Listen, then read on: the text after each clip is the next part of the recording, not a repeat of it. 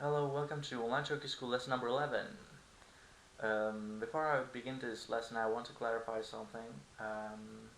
There's been a remarkable amount of people who were asking me where I'm from, how long it took for me to learn Turkish, etc.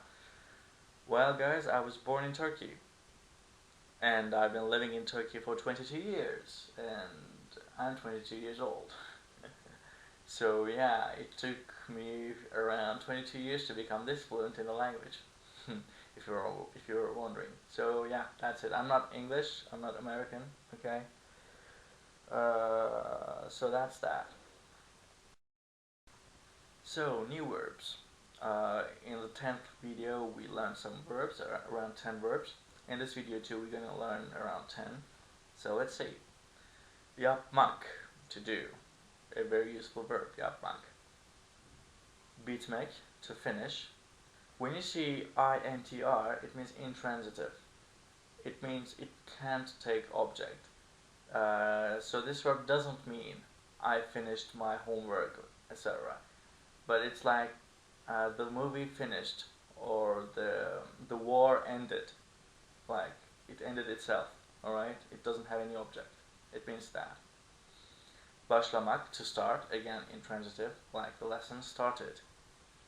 It can't be used in sentences like I started the lesson. No, that's something else, okay? That's called transitive. This is intransitive. So to start on one's own, okay? Gitmek, to go. Gelmek, to come. Seyretmek, to watch.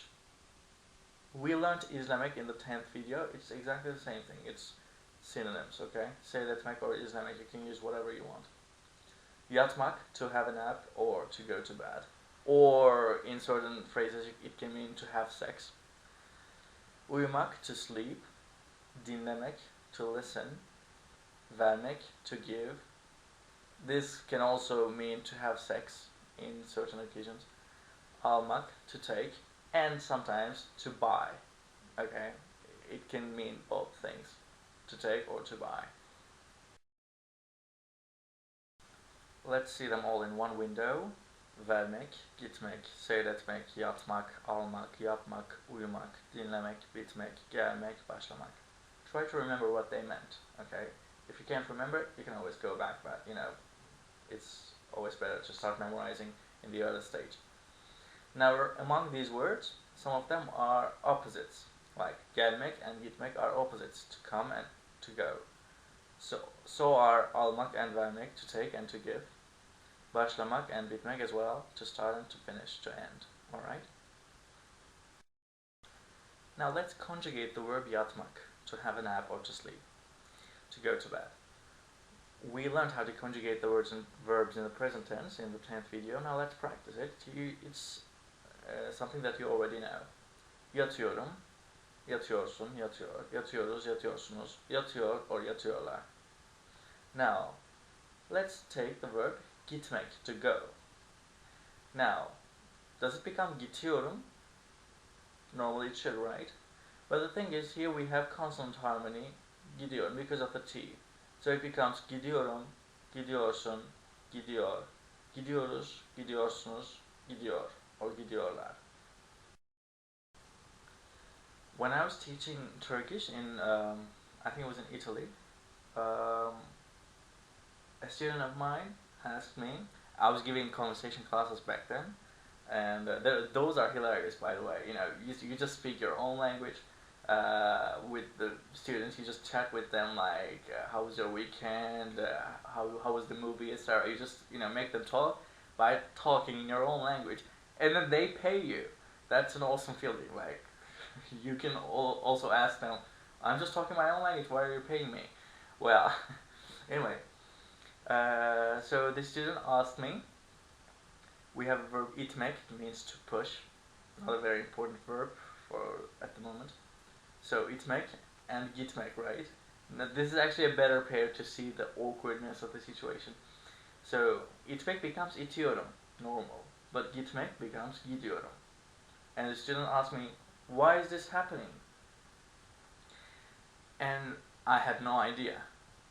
Actually, I have no idea at the moment either, but that day I went home and took my Turkish dictionary published by Turkish Language Academy, which has 2 volumes. I had both volumes, and I started from letter A and tried every verb in the dictionary from A to Z. It took me around an hour and a half. I conjugated them all in the present tense and in other tenses as well. It turns out there are only 4 verbs, which I'm going to show in a minute, that receive consonant softening. I think it's not that bad. I mean, I could have also said to you that some words take it, some not. You have to memorize them separately. In which case, it'll be more dangerous, right? But now I'm going to give you the 4 verbs. Just memorize them as exceptions. And yeah, it shouldn't be that hard from then on. These 4 verbs in which T becomes D are gitmek, to go, tatmak, to taste, etmek, to make, etc. This verb we saw in say etmek. Etmek can be found in between the verbs as well, okay? So most of the verbs that end in etmek have this etmek, to make, the auxiliary verb in it, so it also becomes D. And gütmek means to herd, but this verb is practically never used unless you're a shepherd or you have farms, etc. So you can, delete it. So it's just gitmek, tatmak, and etmek, which receive consonant harmony. These four verbs in which T becomes D are as follows: gitmek, to go; tatmak, to taste; etmek, to make. It's an auxiliary verb that I'm going to show in a minute. And gütmek, to herd, like to herd cattle, to herd sheep, to herd cows, etc. It's a verb that you'll practically never use unless you're a shepherd or you have farms, etc. So you can delete it and just memorize gitmek, tatmak, and etmek. Okay. Apart from these verbs, there's no other exception. Okay, just these 4 have the consonant softening. So etmek, this is an auxiliary verb that has no sense in itself. It gains its sense, or rather gives a meaning to the previous verb. Okay, we have already seen the verb say etmek. It comes from say and etmek. That completes the meaning to watch. Okay. We have many words like that: affetmek, zannetmek, reddetmek, halletmek, sarfetmek, katletmek, and so on. You don't have to learn any of these verbs. I'm just giving them as an example. So yeah, etmek works like that. Most verbs that end in etmek really come from a verb plus etmek. But there are some verbs that seem like they end in etmek, but that's just a coincidence. I'm going to talk about this future in future, okay? In like 20th lesson or something, we're going to be analyzing stuff more detailedly, and you're going to grasp the idea much clearly, right? At the moment, just tell yourself that most verbs, like 90% of the verbs that end in etmek, receive consonant softening. Now, how to make a verb negative. In Turkish, verbs end in mek or mak. You have a root x, and then you have the suffix mek or mak. This is the form that you'll find in the dictionary. Now, to form negative, you add me between the root and the infinitive suffix mek. Okay, and if it's it's an e-type suffix, so you're going to have to harmonize. It can also become ma. So it's either me or ma that you put in between the root and the infinitive suffix mek or mak. Okay, that's it. From then on, you'll have to conjugate it like a normal verb. Let's see an example. So yapmak, to do, is conjugated as such: yapıyorum, yapıyorsun, yapıyor, yapıyoruz, yapıyorsunuz, yapıyor, etc. And if you want to make it negative, yapmak, you separate root and the infinitive suffix and put ma in between. So yapmamak, not to do. Now we're going to conjugate it as normally. You omit the infinitive suffix mak. Now you have a root that ends in vowel. If you remember, you have to omit that vowel too, yap, and then add ıyor, according to the vowel harmony. So, yapmıyorum, yapmıyorsun, yapmıyor, yapmıyoruz, yapmıyorsunuz, yapmıyor, or yapmıyorlar. Remember, sometimes we don't pronounce the R, which happens in yapmıyorsun, yapmıyor, yapmıyorsunuz. In those, yeah, that's it. I'm not gonna talk about it more. Now, however, I want to talk about something. We have conjugated our verb yapmak in both positive and negative. Now, when it's positive, the column on the left, we stress the of ıyor. Okay, so it's like this: yapıyorum, yapıyorsun, yapıyor, yapıyoruz, yapıyorsunuz, yapıyor, or yapıyorlar. See? Now, when it's negative, however, you you stress the syllable that is before the negative suffix. So, yapmıyor, yapmıyorum, yapmıyorsun, yapmıyor, yapmıyoruz, yapmıyorsunuz, yapmıyor, or yapmıyorlar. Okay? So, when something is in negative, you stress the syllable that is before the negative indicator. Here the negative indicator is the M, right? M. So before that, we have the syllable yap, which happens to be the root of the verb. But it's, there's no such necessity. It doesn't have to be always like that. By the way, to clear something up, gitmek, to go, in present tense, positive affirmative sentence, it's gidiyorum, right? It receives the consonant softening because it's one of the four verbs: gitmek, tatmak, etmek, and gütmek. So, when it's negative, however, now we don't have such a case anymore because gitmemek and the root at the moment ends in gitm, and m doesn't really receive consonant harmony in any case. So in negative there's no consonant softening. So pay attention to this also in the future in the other verbal tenses as well.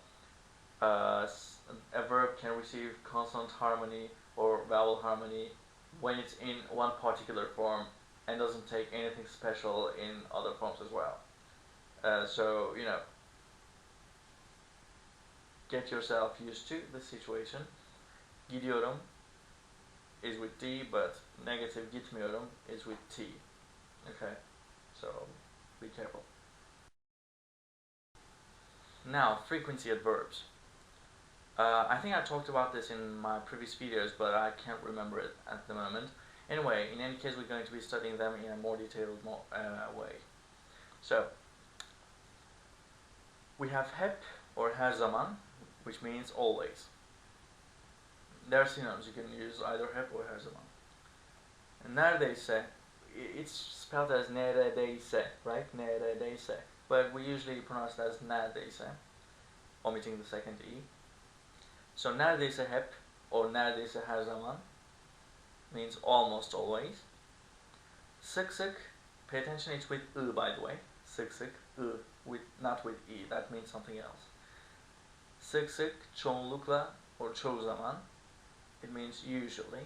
You can use one of them.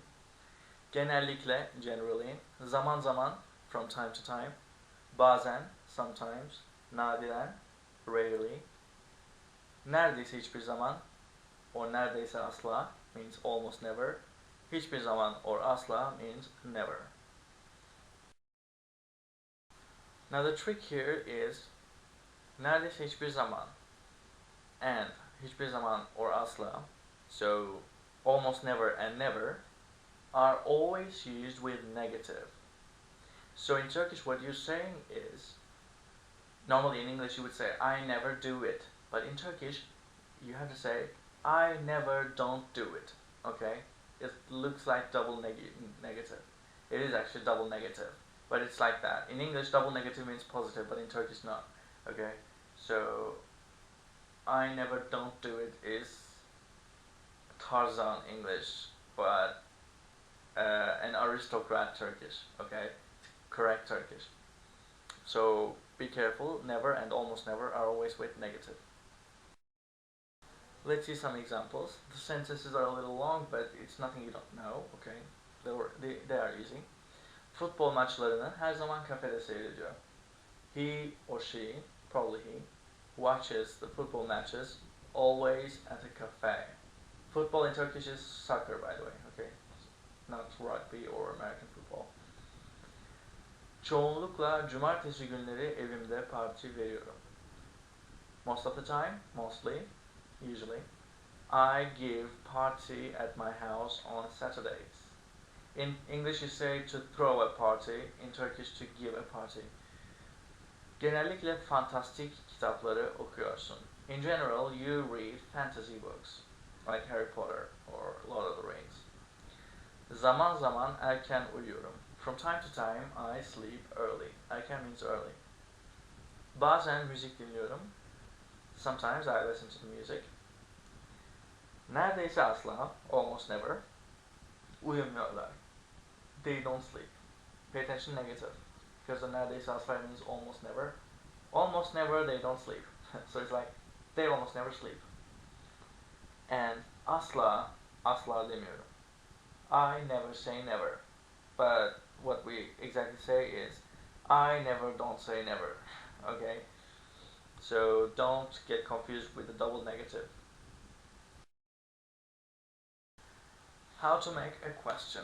Now you remember that in Turkish we have the particles mi, mu, mu to do questions, right?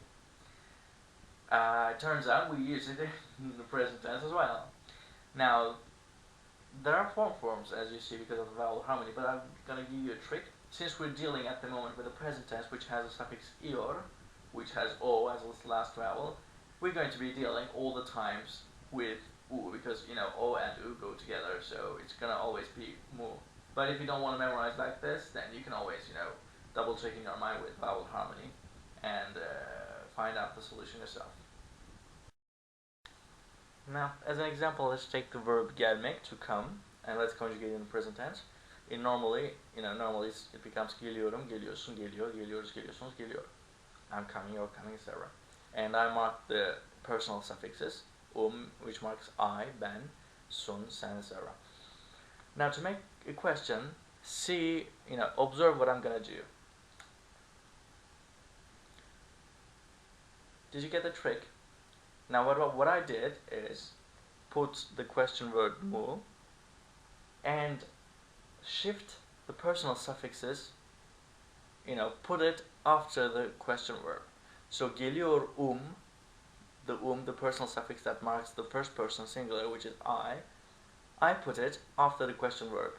But since the question verb ended in a vowel and this suffix started in a vowel, we don't want two vowels, so I put a y. As you see, it doesn't happen in the second case because there's no two vowel situation. So that's what I did basically. I chopped the personal suffixes and added them again at the end of the question verb. So, geliyor muyum? Geliyor musun? Geliyor mu? Geliyor muyuz? Geliyor musunuz? Geliyor mu? Okay, since the third persons don't have any suffix, we don't add anything. By the way, this is not very important, but the third person plural, I didn't write it either, I'm just going to say it. Third person plural, they, sometimes you can add the plural suffix as well. So geliyor can become geliyorlar, which doesn't change the meaning, but both are correct. If you really want to use the plural, then the thing is, you don't put the plural at the end of the question verb. So it always, it always stays in the verb. So the plural formed third person plural would be geliyorlar mı, because of the vowel harmony it would be mı. So, just forget about it and go with a singular form even if it's third person plural. Okay, you can master that later on. So that's that. The making question forms is simple matter. I'm not going to give any more examples about it. So that's it. Now let's put a break. I want to talk about the cases. Now the cases is something that doesn't exist in English. In German, in Russian, in Slavic languages, etc., it exists. It allows you to forget about the prepositions. So, instead of saying at home or in the restaurant, etc., you can just omit in Turkish, you can just omit the in and the and change the formation of the word, the structure of the word, and it gives that meaning from then on. It gives the meaning of in the, at the, on the, from, etc. That is called cases. In Turkish we have 6 cases: nominative, accusative, dative, locative, ablative, and genitive. 4 of these you already know. Nominative is, the forms that you found in a dictionary. They're the subjects of sentences like adam, oda. Accusative is the object form, which you use to show the direct object in a sentence, like adamı, odayı. Locative is something that you learned when I was teaching you the months, the seasons, etc. When you want to say in January, etc., you use this locative case. Adamda, odada, etc. It gives the meaning in, at, on. And you also know the genitive, which is the possessive form, like adamın, the man's, odanın, of the room, etc. Now we're going to be learning dative. So dative is marking the indirect object in a sentence. You'll see in a minute. Now let's take the sentence, I'm giving the book to Chris. Now, the book is our direct object. What am I giving? The book. Thus, it is an accusative in Turkish. You already know that. To Chris is our indirect object. And it's put in dative. Okay? So, the dative is usually used with the preposition to. So, who am I giving to? I'm giving to Chris. Now the accusative case, as you remember, we marked it with I, U, or U. And the indirect object, data, we're going to mark it with E or A. It's simpler. Now if we wanted to translate this sentence to Turkish, it would be ben kitabı Chris'e veriyorum. I'm giving the book to Chris. I marked with accusative what I am giving. It's my direct object, it's my object. It's the object that I give, so it's the book here. And the person whom I'm giving it to, it's Chris, and it's my indirect object, which the verb acts indirectly. So it's Chris, and I'm put in dative form, adding e. And of course this sentence could have been constructed in a different syntax, like ben Chris'e kitabı veriyorum, which is exactly the same thing and correct. Or Chris'e kitabı ben veriyorum, or veriyorum kitabı Chris'e ben, and stuff like that. And of course, as the verb already has the personal suffix, I can also omit the personal pronoun ben, so I can just say without the subject pronoun. You see, thanks to dative and accusative, etc., thanks to the cases, you have a perfectly free word order. If you are an English person or French person, in which you put the subject and then the verb and then the object, you can go with that structure. It's totally understandable, okay? Or if in your language you put the verb in the beginning, like I think in Arabic and Persian they do that, you can put the verb in the beginning and put the other verbs. As long as you put the correct cases, your sentences will be correct and understood, okay? So I think that's a good thing. I think that's not a complication. So yeah, that's that. So, long story short, dative denotes emotion towards an object or a person. Gitmek, to go, is a perfect example for this verb, and it's used solely with dative. Ben okula gidiyorum. I'm going to the school. Towards the school, right? It's emotion towards it. Or if you want to say, I'm giving the book to Chris. So the book will travel from your hands to his hands. So it's a motion towards Chris. That's why Chris is in dative. Or another example, you can say something to someone. The thing that you say comes from your mouth and goes to his ears. So it's a motion, right? So words like that, it's usually concordant with among the languages. In English, in most cases you use to, and we use dative. There are some exceptions, but like 90% of the time it will be alright.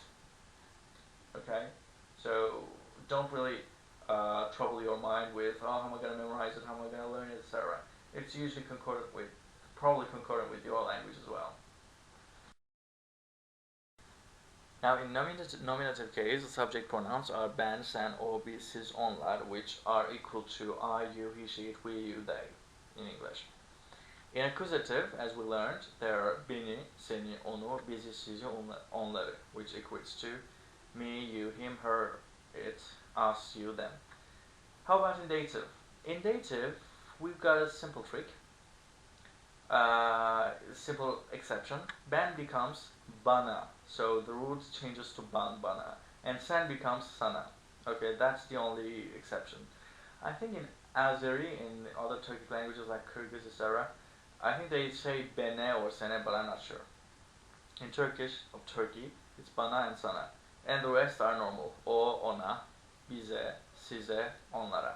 Okay, these are translated to English as to me, to you, to him, to her, etc. Now, of course, we also have kim, the interrogative pronoun who, kim, who.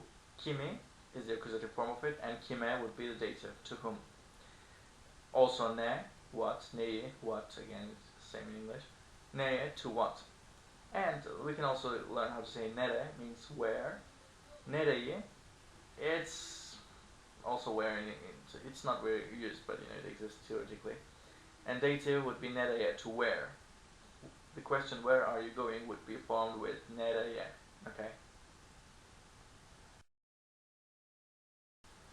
Homework time. I'd like you to do this homework.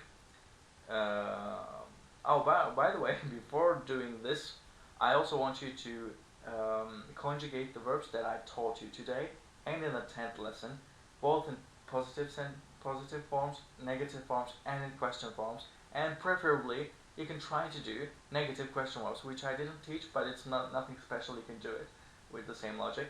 Okay.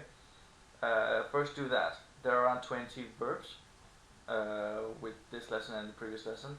Conjugate them all in all forms, and then start on this homework. You're going to conjugate the verbs given in the parentheses. Okay. You can pause the video and note them. And the second part of the homework, or rather the third part, you're going to put the words given in parentheses in correct case, accusative, dative, or locative. Okay, depending on the meaning of the sentence. Pay attention to the meaning of the sentence. Okay, just don't directly jump into bold conclusions. So grasp the meaning and use the appropriate case. That's my only tip here. So, I'm trying to answer to all your questions that you send me via PM or on Facebook. If I miss any of them, sorry about that. And again, those who finish or those who do their homework can send me their work, and I'm gonna correct them, alright? So that's it. I'm gonna see you hopefully next week, but I don't promise anything. I'm a lazy person. Sometimes it takes me like 2 weeks to do, or 3 weeks even, to do a video.